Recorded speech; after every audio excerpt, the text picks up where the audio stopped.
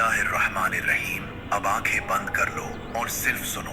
रात का आखिरी पहर, वो वक्त जब सारी दुनिया सो चुकी होती है, लेकिन एक औरत वो अकेली बैठी है, तकिया सीने से लगाकर, सांस फूल रही है, हिचकी बंद रही है, और वो आंसू जो उसने किसी को दिखाने के लिए नहीं बहाए, बल्कि दर्द से मजबूर होकर बहाए। वो आंसू जमीन पर गिरते हैं और हर कतरे की आवाज आसमान तक जाती है। अचानक अर्श हिल जाता है, अल्लाह के फरिश्ते सर झुकाकर खड़े हो जाते हैं। एक फरिश्ता कांपती आवाज में कहता है, या रब। फिर वही आवाज आई, फिर वही औरत रो रही है, फिर वही शौहर बेहिस होकर सो रहा है।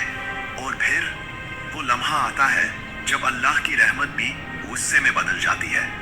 इरशाद होता है, ए मेरे फरिश्तों, जाओ, इस घर जाओ, अभी जाओ, और जाकर देखो मेरी बंदी के रुखसार पर वो आंसू जो उसके शौहर ने बहाए हैं, हर कतरे को उठाओ और इस शौहर के नामे आमाल में एक एक बिजली की तरह गिराओ, एक एक गुनाह कबीरा लिख दो, यहाँ तक कि उसकी नेकियों का पलड़ा बिल्कुल खाली हो जाए।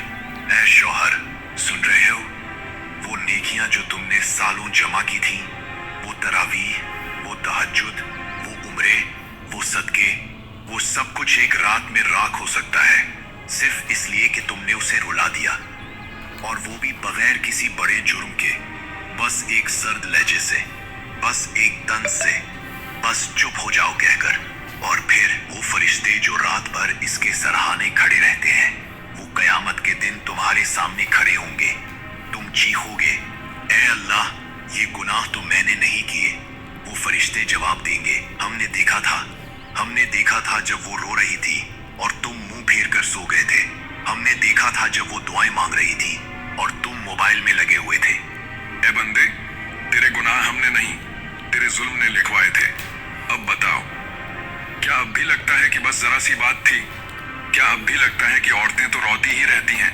नहीं मेरे भाई, वो आंसू जो तुमने बहाए हैं, वो कयामत के दिन तुम्हारे गले का फंदा बनेंगे।